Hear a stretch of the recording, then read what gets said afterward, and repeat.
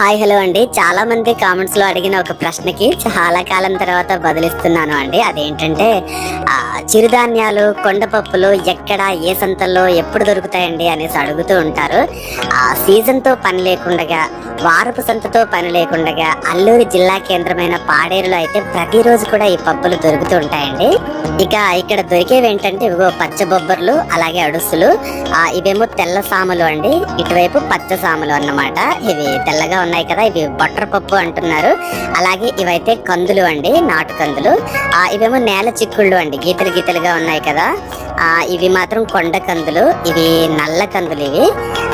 తర్వాత ఇవేమో నేల చిక్కుళ్ళు, ఇవి రాజ్మా, ఇవేమో పెసలు, ఇవి గంటెలు, ఇవి ఊద బియ్యం అంటారు కదా అవి. తర్వాత ఇవైతే మినుములు, మీకు తెలిసినవే కదా. ఇవి చూడండి, ఇవైతే గోధుమలు అన్నమాట. అలాగే ఇదిగో ఇక్కడ ఇవి ఒక రకమైన కొండపప్పు అండి, చూడండి నల్ల నల్లగా రకరకాల రంగుల్లో కనిపిస్తూ ఉంది కదా. ఇవైతే పెద్ద బీన్స్, వంకాయ కూరల్లో వాటిలో వేస్తూ ఉంటారు, బాగుంటాయి. తర్వాత ఇవేమో కొండ కందులే అంటే నల్ల ఉలవలు అన్నమాట. ఇవేమో బొట్ర పప్పు, ఇవి పెసర్లు అండి.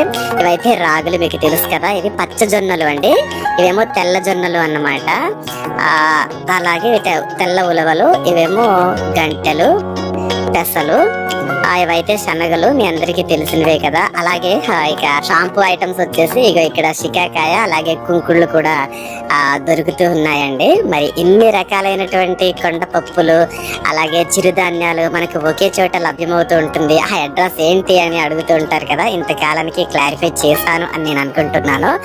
పాడేరు, అల్లూరి జిల్లా కేంద్రమైన పాడేరు వెళ్తే మాత్రం ఖచ్చితంగా అంబేద్కర్ సెంటర్లో ఇవన్నీ కూడా కనిపిస్తాయి అన్నమాట.